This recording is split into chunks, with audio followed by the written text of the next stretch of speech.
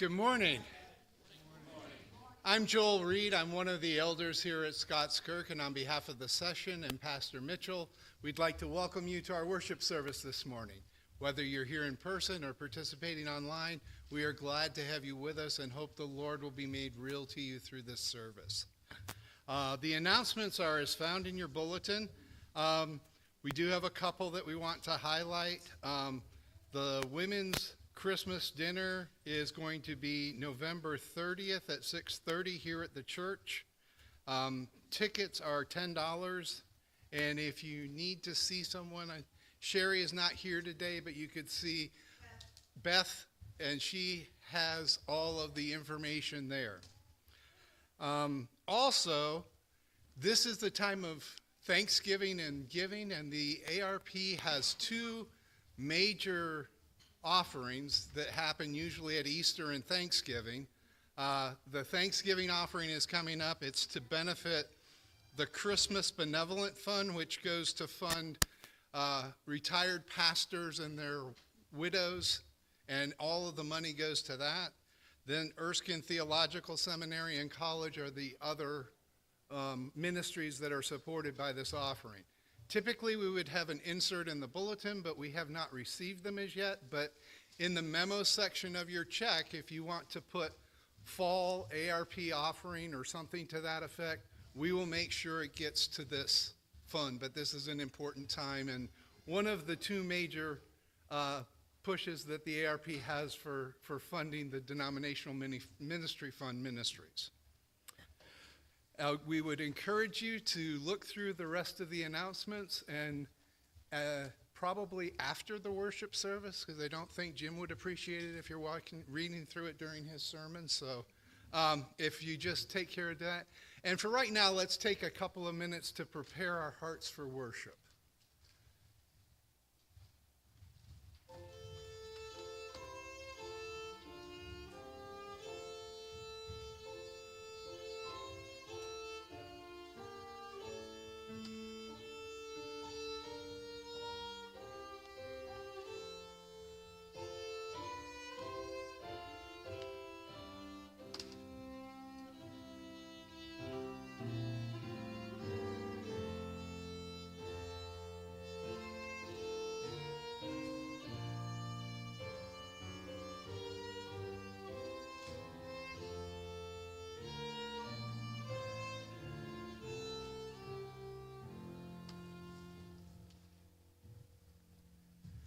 For our call to worship this morning, I'd like to turn our attention to 1 Chronicles chapter 29, verses 10 to 13.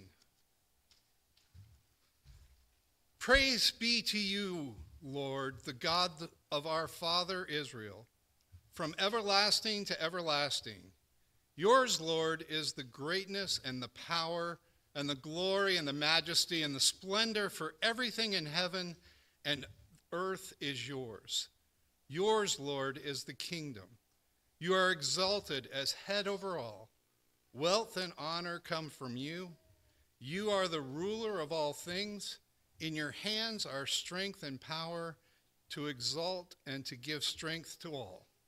Now, our God, we give thanks and praise to your glorious name. Let us stand and sing to this glorious God from the Trinity hymnal number 98, Now Thank We All Our God. Let's stand and sing this together.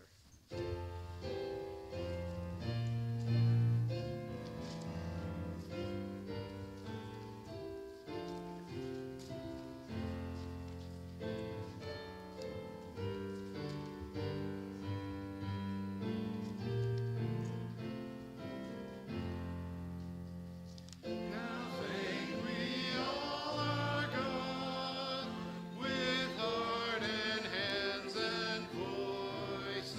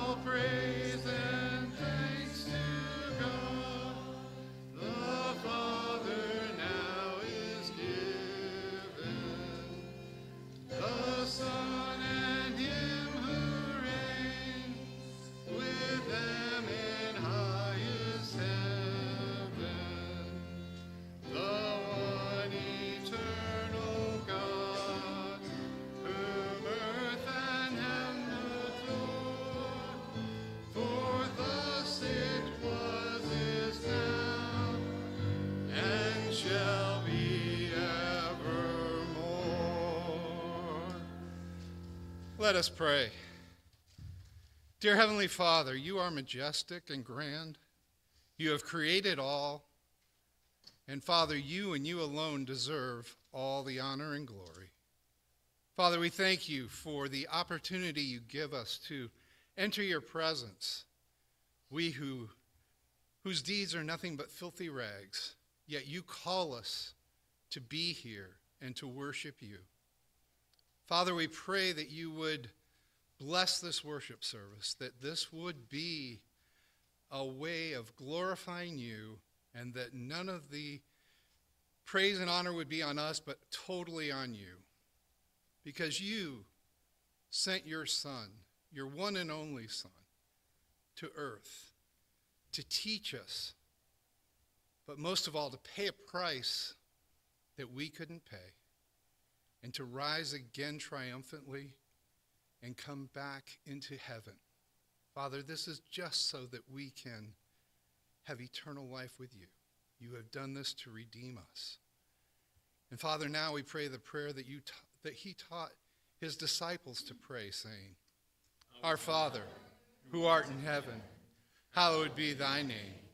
Thy kingdom come, thy will be done, on earth as it is in heaven. Give us this day our daily bread, and forgive us our debts, as we forgive our debtors. And lead us not into temptation, but deliver us from evil. For thine is the kingdom, and the power, and the glory forever. Amen. You may be seated.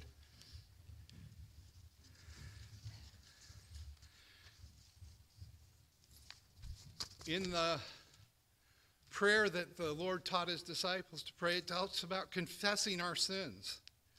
And for our confession of sins, we're going to use Psalm 130. We'll read the verses in here responsively. I will start and we will continue responsively. Out of the depths I cry to you, O Lord. O Lord, hear my voice. Let your ears be attentive to the voice of my pleas and mercy. If you, O Lord, should mark iniquities, O Lord, who could stand? But with you there's forgiveness that you fear. I wait for the Lord. My soul waits, and in his word I hope. My soul waits for the Lord, more than watchmen of the morning, more than the watchmen of the morning. Well, let's take a few minutes and silently confess our sins before our Lord.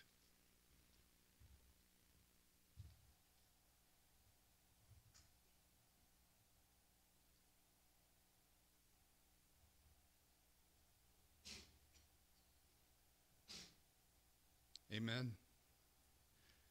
The great thing that we have in the Bible also is the assurance of pardon, the assurance that our Lord has forgiven these sins. This comes from Psalm 130, verses 7 and 8.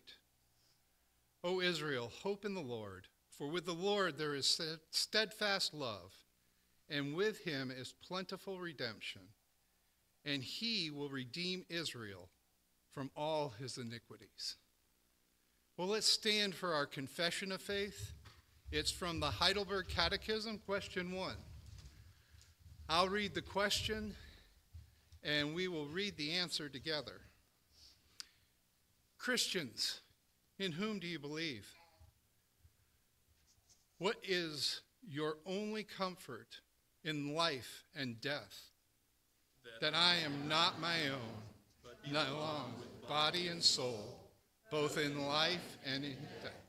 To my faithful Savior, Jesus Christ, he has fully paid for all my sins with his precious blood, and has set me free from all the power of the devil. He also preserves me in such a way that without the will of my heavenly Father, not a hair can fall from my head. Indeed, all things must work together for my salvation. Therefore, by his Holy Spirit, he also assures me of eternal life and makes me heartily willing and ready from now on to live for him.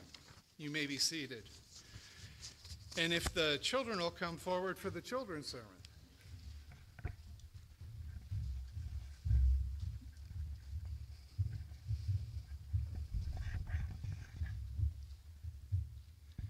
All right.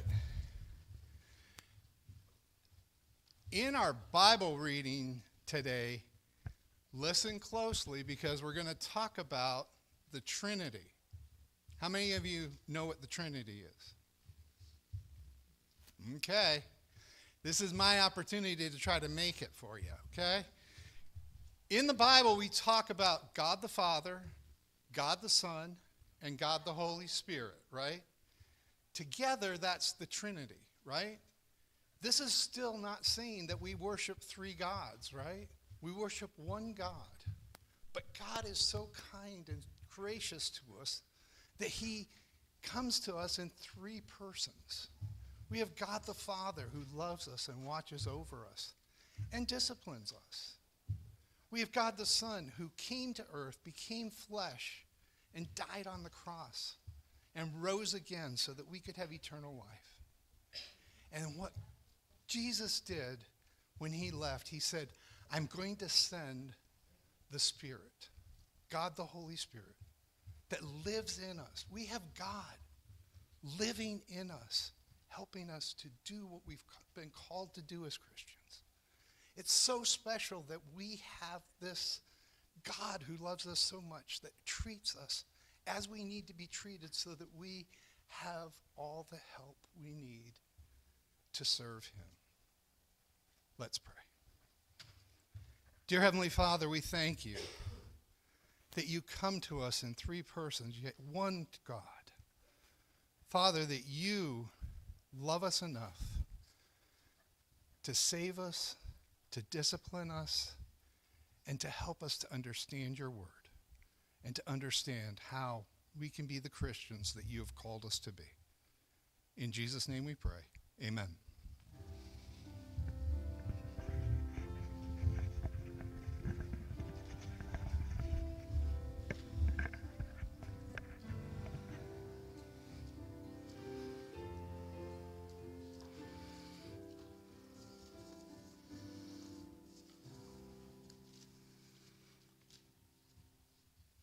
Our scripture reading today comes from Psalm 19. The heavens declare the glory of God, and the skies proclaim the work of his hands. Day after day they pour forth speech. Night after night they reveal knowledge. They have no speech. They use no words. No sound is heard from them. Yet their voice goes out into all the earth, their words to the ends of the world. In the heavens, God has pitched his tent for the sun. It's like a bridegroom coming out of his chamber, like a champion rejoicing to run his course. It rises at one end of the heavens and makes a circuit to the other. Nothing is deprived of its warmth. The law of the Lord is perfect, refreshing the soul. The statutes of the Lord are trustworthy, making wise the simple. The precepts of the Lord are right, giving joy to the heart. The commands of the Lord are radiant, giving light to the eyes. The fear of the Lord is pure, enduring forever. The decrees of the Lord are firm, and all of them are righteous. They are more precious than gold, than much pure gold. They are sweeter than honey from the honeycomb. By them your servant is warned. In keeping them there is great reward. But who can discern their own errors? Forgive my hidden faults. Keep your servant from willful sins. May they not rule over me. Then I will be blameless, innocent of great transgressions. May these words of my mouth and this meditation of my heart be pleasing in your sight, O Lord, my rock and my redeemer. The word of the Lord.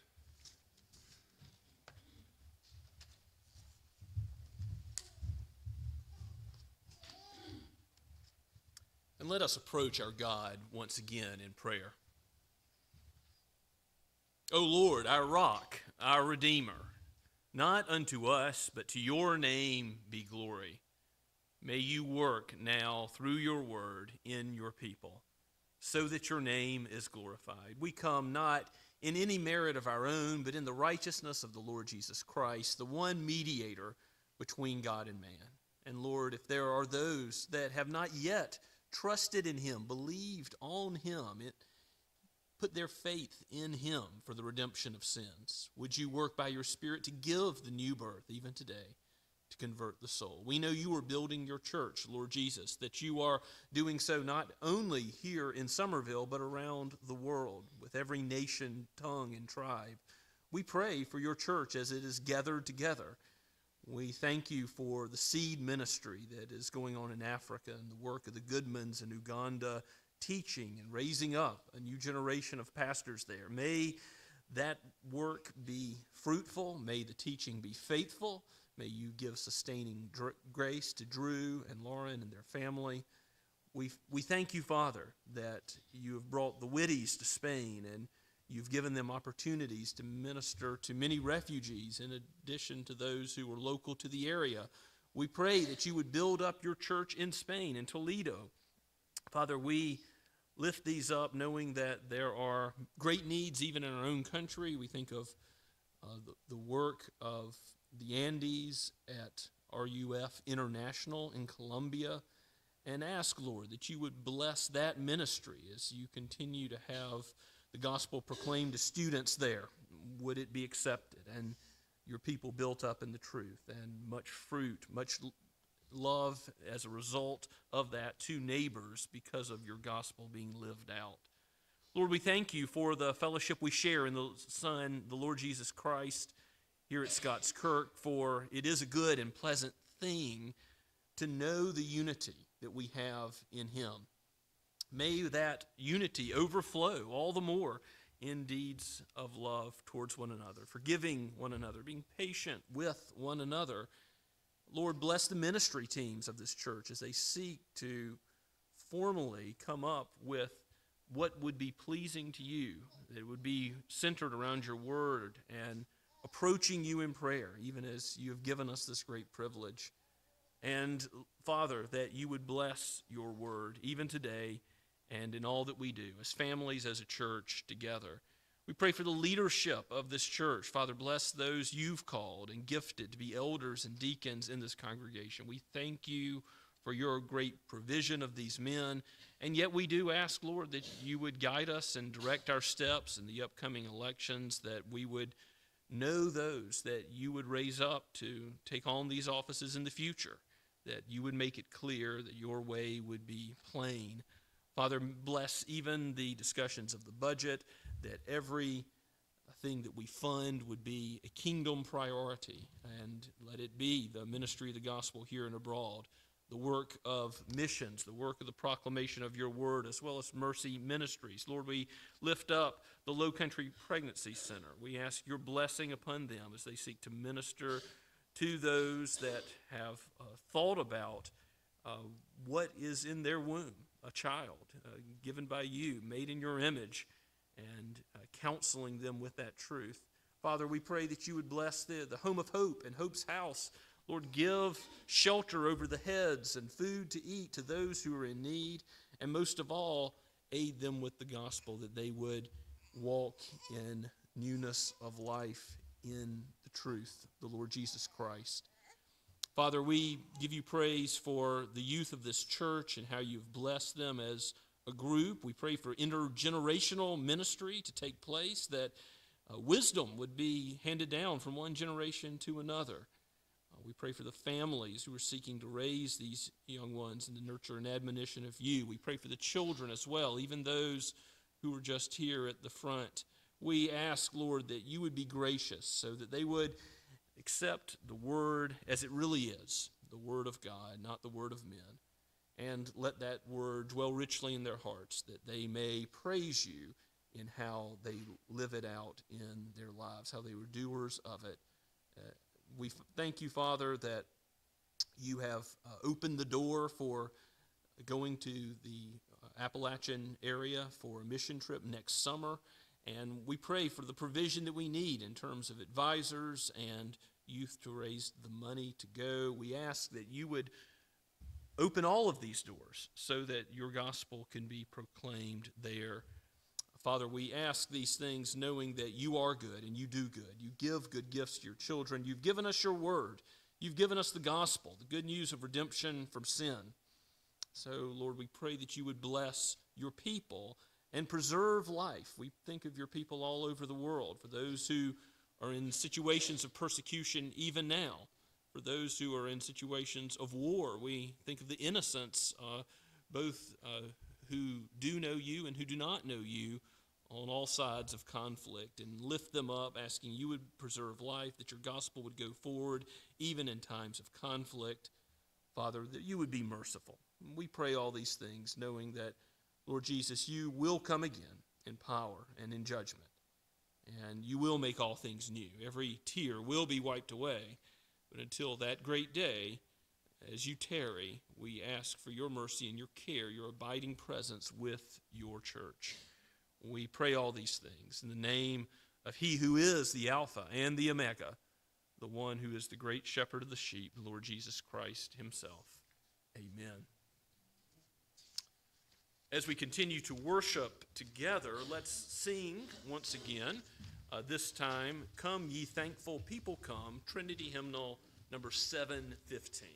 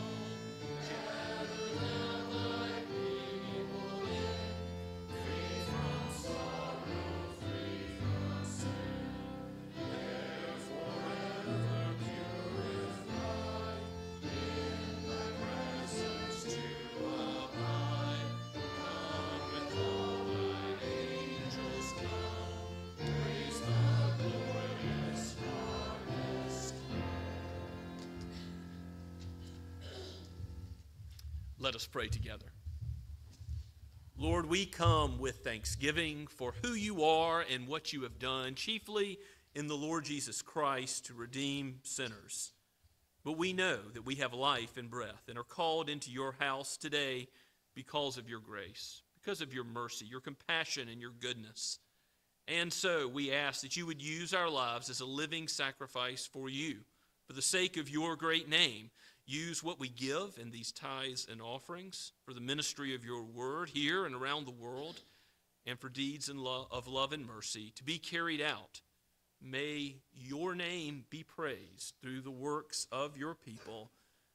May your name go forward now and forevermore in glory. We pray in Christ's name. Amen.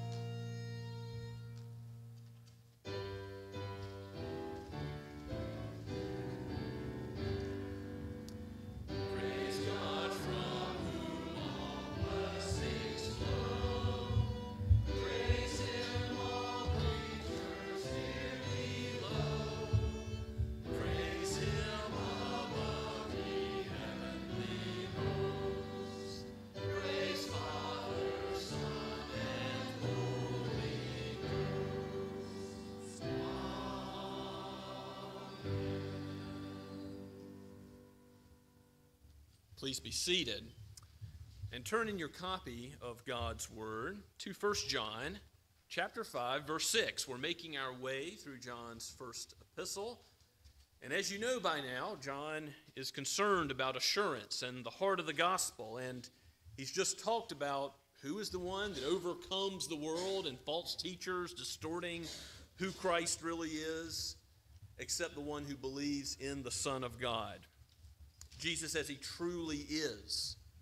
And so the focus of our text this morning in verses 6 through 12 is going to be what God says about his Son. What true testimony about Jesus is made up of. Because ultimately, faith in Christ is faith in the person of Christ as he really is, not as he is in our imagination or however we would like to think about Jesus. It's about the Jesus who is real, the Jesus who lived and died and reigns forevermore with the Father and the Spirit as God. He gave this word, for he is the word. The Spirit has breathed it out. It's penned by John, but John wrote just as the Holy Spirit carried him along to write. Hear God's holy word. This is he who came by water and blood, Jesus Christ. Not by the water only, but by the water and the blood. And the Spirit is the one who testifies, because the Spirit is the truth. For there are three that testify, the Spirit and the water and the blood. And these three agree. If we receive the testimony of men, the testimony of God is greater. For this is the testimony of God, that he is born concerning his Son. Whoever believes in the Son of God has the testimony in himself. Whoever does not believe God has made him a liar, because he has not believed in the testimony that God has borne concerning his Son. And this is the testimony, that God gave us eternal life, and this life is in his Son. Whoever has the Son has life. Whoever does not have the Son of God does not have life. Amen. Let's pray and ask for God's help now. O Lord Jesus, you are the way, the truth, and the life. No one comes to the Father but by you. O Holy Spirit, you have given this word for our benefit. that we would be corrected where we need correction, that we would be encouraged in the ways of righteousness and the truth by your operation in our hearts. But these things are not natural to us. We need your spiritual discernment to be given to us, to understand your word aright. I pray that it would be applied to our hearts so that we would not only understand it intellectually, but that we would live in accordance with its joy, and that joy would overflow in how we love and relate to our fellow believers. We pray all this in the name of the Lord Jesus himself, the Son of God and the Son of Man. Amen. John is giving divine testimony about who Jesus is. And if you think about it, the Bible has a lot of divine testimony about Jesus. I mean, the New Testament is all testimony about Jesus, is it not? The Old Testament, Jesus says in Luke 24, is all about him.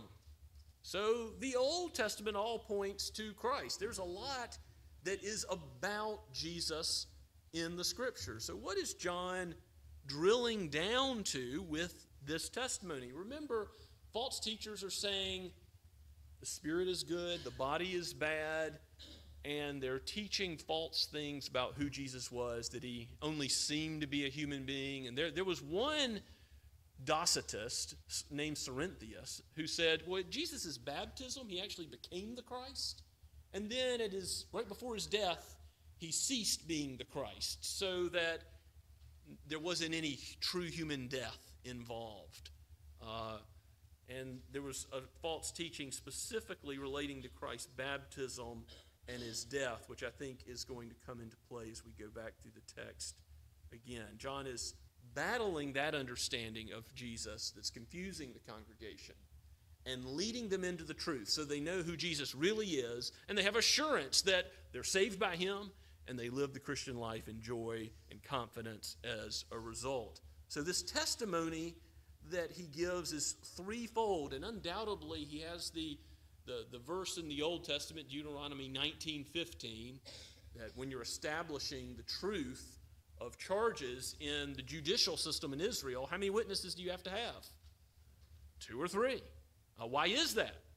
It's true in American jurisprudence that protects the innocent from false charges. There's a presumption of innocence, and this came from the Hebrew system, that you don't accept a charge just given by one person. It must be given by multiple witnesses. 2 or 3 witnesses, says the text of Deuteronomy 19:15. Now, if we accept human testimony, and human testimony can err, right? People can misremember, or they can lie. They can come up with false charges. But if you accept it, when you've got 3 witnesses all saying the same thing, how much more, John is saying, should you accept this divine testimony from 3 different sources? And before we go to the sources, I want to reflect back on Psalm 19, which we read earlier in the worship service that Elder Reed read. It's a beautiful psalm in many respects. It speaks of God's glory in creation and then of his word. But if you look at the first few verses again, I just want to point out that there's testimony given from all of creation. The heavens declare the glory of God. They witness to God's glory. The sky proclaims his handiwork. Verse 2, day to day they pour forth speech. They're saying something true. Night to night they reveal knowledge. These are all synonyms for they witness to the truth. That is, inanimate objects testify to who God is. Romans 1 teaches that the character of God is revealed in all of creation. This truth that the psalmist has put forward is important as we look at what John says testifies about Jesus the Son. Because if you look back at verse 6, he says, "This is he," speaking of Jesus, "who came by water and blood, Jesus Christ, not by the water only, but by the water and the blood. And the Spirit is the one who testifies, because the Spirit is the truth." There are 3 that testify: the Spirit, the water, and the blood. And these 3 agree. Okay, the Holy Spirit is clearly the ultimate testifier to the truth. He is the one who is called the Spirit of truth, that Jesus talks about as being sent after he is resurrected from the dead and ascended into heaven to bless the church and guiding them into all truth, John 16. So it seems like it's odd to put these things on par with the Holy Spirit, but the things, the water and the blood, are historical events, they're facts of history that are objective, that the Holy Spirit is subjectively, inwardly testifying to so that we believe them. The three witnesses, the water and the blood and the Spirit, work together, but not all exactly in the same way. Now, in church history, there's been a lot of ink spilled over this passage. Augustine, the early church father, thought that the water and the blood referred to what you read about in John 19:34, that when Jesus' side was pierced with a spear to prove he was really dead, water and blood came out. So that's a natural understanding of these two words together that Augustine, the church father, pointed to. And you can see how it's an anti-Docetist point, because they were saying Jesus didn't really die. Cerinthius was saying when he died, the Christ had left him at that point. He was no longer the Messiah. But no, Jesus did really die. He really died a death for humans. John has already said and argued that's essential to the gospel. So this particular view, though, does have the weakness of, it says he came by the water and the blood. Not only at the end of his life did he die by the water and the blood, he came by the water and the blood. And John says further in verse 6, not by the water only, but by the water and the blood. There's the definite article, the, in front of water and blood. And that matters for how we interpret it. The Reformers, Luther and Calvin, both saw the two sacraments here. Jesus came by the water and blood, meaning he gave us the Lord's Supper, obviously, and baptism as the sacraments for his church to understand the reality of what he did for us. And again, that's got an anti-Docetist point. He really did die for us. But I think the best way to understand this, and most commentators do agree about this these days, is that the water and the blood refer to two events in Jesus' life.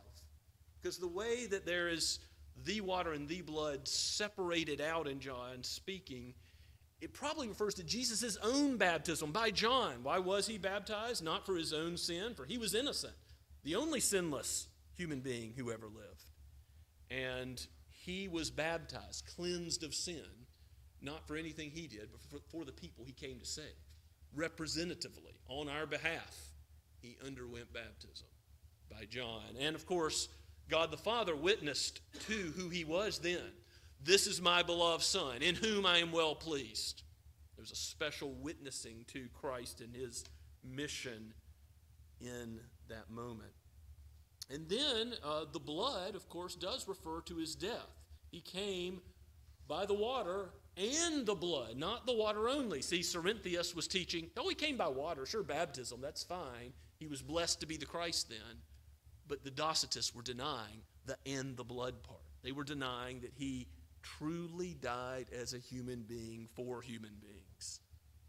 But it's by his death that we receive the righteousness of God. That transfer of his righteousness to us, our sins to him, that only comes if he's a true human being who substitutes in our place, and he's true God, who's able to substitute as a spotless lamb in our place, who's able to live a righteous life that we couldn't live.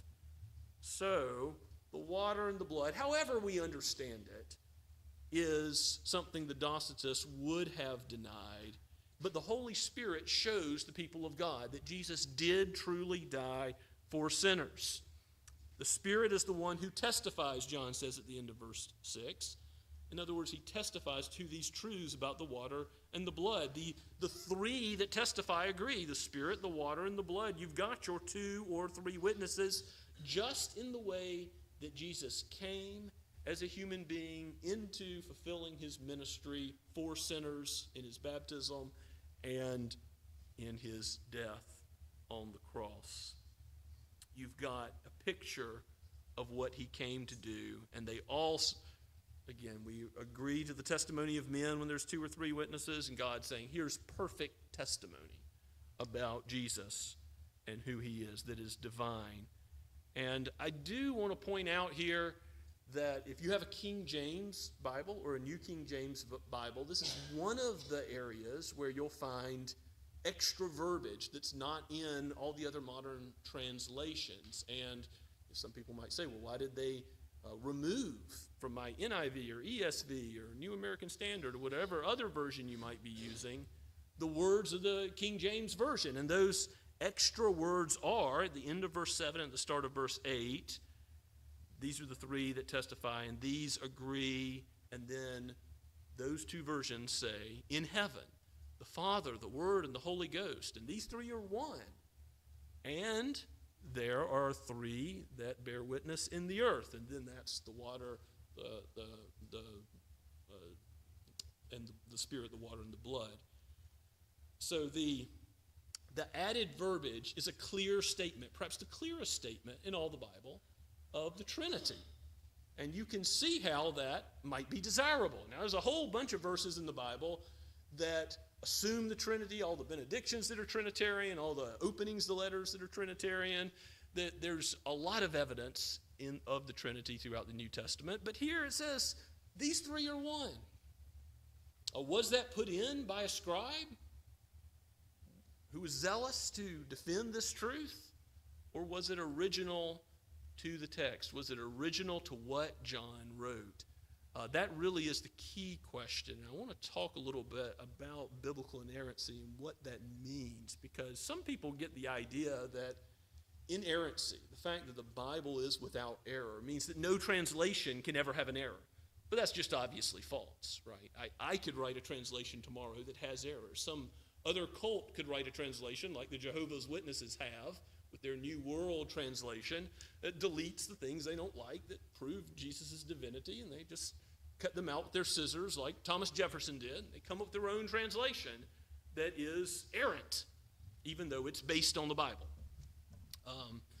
There are translations that have minor errors, like they're driven by agendas like gender-neutral language. And this is a minor issue in the scheme of things, but instead of saying, blessed is the man in Psalm 1, which, by the way, in the Hebrew, it's the word for man, the masculine, they change it to blessed is the one. And they sometimes, instead of he or she, they use they. They change the pronouns to be more inclusive. Well, the only problem with that is if God has inspired the exact verbiage of Scripture, this is changing his word to something else with no authorization on the basis of the text. So the point is, all versions, all translations aren't inerrant. The biblical doctrine of inerrancy is tied to the autographs, what John wrote, what Paul wrote, what Peter wrote. Those things that they wrote with their pens are inerrant. And that is essential, that God is true and his word is flawless, that it's God-breathed, breathed out by him. Yes, as human beings wrote it, all these different authors, all these different time periods, he guided them along by the Holy Spirit to write exactly what they wrote. It wasn't their own private interpretation, 2 Peter 1, 20 and 21, but it was the Holy Spirit guiding them, not just in general, but precisely to write the words that they wrote. And since that is the case, you have to ask the question, well, how can you have most translations leaving out this phrase and then the King James and New King James keeping it in? Now, of course, the English translations have been argued over extensively. Scholars have looked at them in quite a bit of detail. The King James and New King James translations are very good translations. There's only 2 other passages that are significant in length. The long ending of Mark, and also the woman caught in adultery in John's Gospel. You've got the verses there in your outline if you want to look those up later, that are found in the King James and New King James, but not in other versions. And the reason for that is the collection of manuscripts that they use in Erasmus's day, in the time of the Reformation, the Greek manuscripts as they're being collected by Erasmus, he only has access to certain ones. And in fact, Erasmus leaves out this extra portion that the King James and New King James have in 1 John verses 7 and 8. He leaves it out in his first edition and his second edition. But there was some pressure on him. This is a great statement about the Trinity, to put it in. And he does put it in. Well, should he have put it in? My view is probably not. Now, if you take a different view of the matter, there's things you can argue. There's Latin texts that are very old that have it in there. But there's no Greek manuscript before the 12th century AD that has that phrase in it. And so that's why your ESV, your NIV don't have that section of text. So I think that's important to understand when unbelievers attack inerrancy as being too simple-minded. No, we're talking about the autographs, not every translation.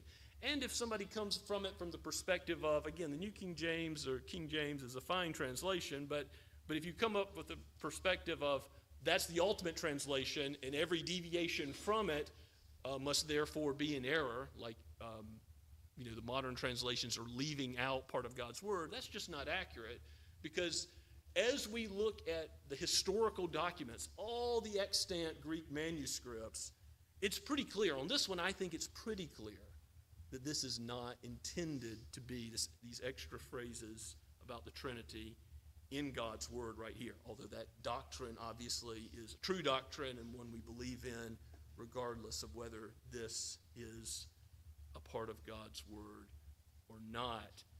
The doctrine of inerrancy takes for granted that God preserves his word and its purity in all ages. That's foundational to it.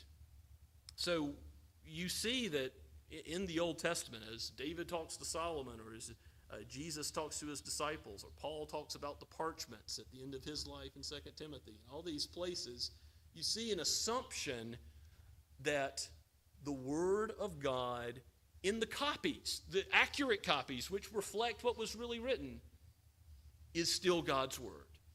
In other words, when we're reading out of the ESV, insofar as it reflects the original that is written by the human authors, guided by the Holy Spirit, it is absolutely God's word. It's pure. It gives us the gospel. It gives us the truth. And by the way, the manuscripts we have for the New Testament are close to 6,000.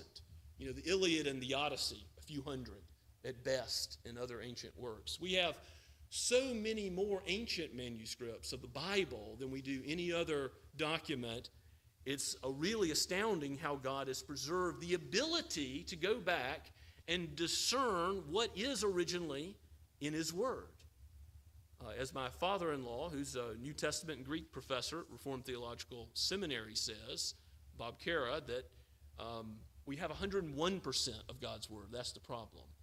We have a few extra words. In some cases, that's, phrases like Jesus and Christ or Christ Jesus. And you have to determine what was original. No doctrinal difference whatsoever, but just there's some slight difference in verbiage. And scholars argue about it, well, as they should. But here you have one of the places in the Bible where it does make a little bit of difference because it's a longer, more detailed statement. It makes a difference whether or not we include this in our copy of God's Word.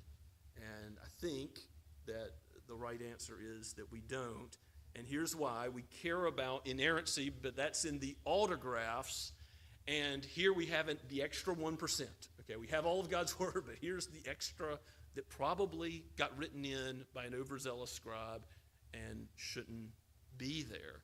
Cornelius Van Til gives the illustration of driving over a solid bridge. I guess this was in the days before Turn Around, Don't Drown was a campaign by the public authorities. He's saying the water is overflowing a bridge and covering it by a few inches. And he says, well, what difference does the doctrine of inerrancy make if we don't have the original autographs, which we don't? We don't have what Paul signed in big letters by his own hand. We don't have what Moses wrote by his own hand. All we have is a whole lot of copies that give us a very accurate picture of what they actually wrote. But because we don't have the actual autographs themselves that we say are the definition of inerrancy, it matters that there is a foundation under the 1 inch of water, okay? We can't just say, okay, well, that means this is a generally accurate book and it generally gives us the truth, but we can never know about any portion. That won't do at all. It's not general trustworthiness that's good enough. Jesus says we're to depend on every word that proceeds from God's mouth, that his word is flawless. This is something that we must preserve, even as it's preached, insofar as what the preacher says reflects the word of God. It's the very word of God. This is foundational to the Christian faith. The third question we ask all new members is, are you going to depend on these 66 books, the canon of Scripture from Genesis to Revelation, nothing added, nothing taken away, as the Word of God, foundational to your growth in the faith? It's necessary. There has to be a bridge underneath the 2 inches of water that we drive on as believers. The autographa, the originals that the human authors wrote by the Spirit's inspiration, are that foundation. And God has preserved the autographa for us in all of the copies that we have. But it is appropriate to say, in a situation like this, that that's the standard, the original autographs, not what happened in 1611 with King James and a very good committee of translators, not what happened with Erasmus or the Latin Vulgate before him. The standard is what was really there when John penned it. And I think there's good evidence that John didn't pen the words that we don't see in any Greek manuscript till after the 12th century AD. I know that's a bit of a side point to what John is saying here, but I thought it would be appropriate that we think about that together, because God's word, his testimony being sure, is John's point in this passage. In verses 6 through 9, he's telling us, believe the testimony that God has given. Believe it. And then in verses 10 through 12, he's really giving what is your response to God's testimony? And we can all ask ourselves this morning, what is our response to the testimony God has given? Of every book of the Bible, specifically of the water and the blood and the Holy Spirit that bears witness to these realities, that Jesus came to live and die for sinners. Look at verse 10 again. Whoever believes in the Son of God has the testimony in himself, the indwelling of the Holy Spirit. You have the mind of Christ, Paul says. You were able to spiritually discern what the natural man can't spiritually discern. 1 Corinthians chapter 2. Or when the Holy Spirit brings about that new birth in you so that you believe in Jesus as the Son of God and the Son of Man, the one who forgives your sin. And so you can have that assurance. And if you believe in the Son of God, you have the testimony of the Spirit in you, then you are on the other side of the coin. You have those who do not believe and make God a liar because they have not believed the testimony that God gave. Here God is saying, this is true about my Son. And anybody else who says, well, has God really said? Or maybe they want to feign neutrality and say, well, that's what you believe about Jesus, but I believe something different. Like, can't we all just believe what we want about this historical figure? No, there is no neutrality with Jesus Christ. You're either for him or against him, Jesus says himself, because there are only two paths, the broad way that leads to destruction or the narrow way that leads to life. He is the way, the truth, and the life. No one comes to the Father but by him. He is the one who has the words of eternal life, and no one else does. So to feign neutrality towards him is not neutrality at all. It is calling God a liar, saying, has God really said about his Son? Yes, by the water, by the blood, by the Holy Spirit, by his word. God has borne witness about his Son. And this is the testimony, he says in verse 11, that God gave us eternal life, or everlasting life. And this life is in his Son. Remember John's emphasis on the abiding of believers with Christ throughout this epistle. The idea of everlasting life is abiding with Christ. now, in this life, and then forever. In eternity, a perfect communion and dwelling with God. You see that emphasized again by John in the book of Revelation, do you not? He will be our God, we will be his people. In Revelation 21, the vision of the new heavens and the new earth, where everything's remade, every tear is wiped away, then we will dwell with God in perfection. That perfection of Eden, which sin destroyed, it will never be destroyed anymore. Once Christ has remade the world by his resurrection power, all things brought together in the power of the cross. He is life. And because of his life, we will have life in him forever. But if you're outside of him, you don't have life. There is no source of life outside of him. So verse 12 is the opposite, as John typically does. You have life in the Son, yes, but if you're outside of him, whoever does not have the Son does not have life. Do you know who Jesus is? As John presents him in 1 John, as the whole Bible presents him, Old Testament and New, Son of God and the Son of Man. Yes, he is God's Son. Yes, he's David's Son. He is the one who redeems sinners by truly dying. Not the water only, his baptism for us, but his blood shed for us. He carried out the redemption that we should have paid. Well, we should have paid the price of death for our sin, but he has gloriously finished, paid the full price.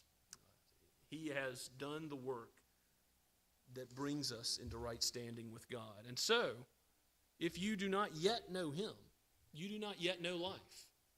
But the good news of the gospel is you may turn to him. By faith, you may believe in him and then know that you belong to God now and forever. And God will change you. He will cause you to love him and to love your neighbors, as John's been preaching. God will work in you so that you love his word more and more and live according to it. Don't call him a liar. He will prove you to be in error. Trust in his word. Trust in his testimony regarding his own Son. Let's pray together. Father, we thank you for your word, that it is true, that it is a shield to those who take refuge in it. We pray that you would, by the Spirit, guide us into all truth so that we would understand your word as it is, and that we would understand your Son as he is, not making him in our own image or substituting any imaginations of our own heart, but let us love him, the only righteous one, the one who died for sinners, who paid the ransom price for our souls. We praise you and thank you for him and pray in his name. Amen.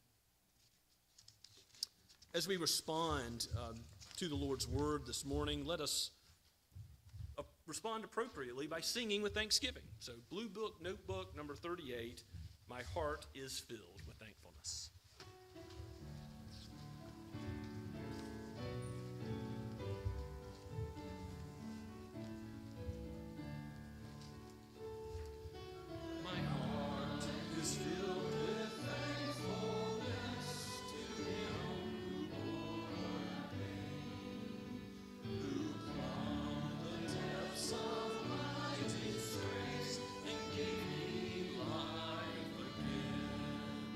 Who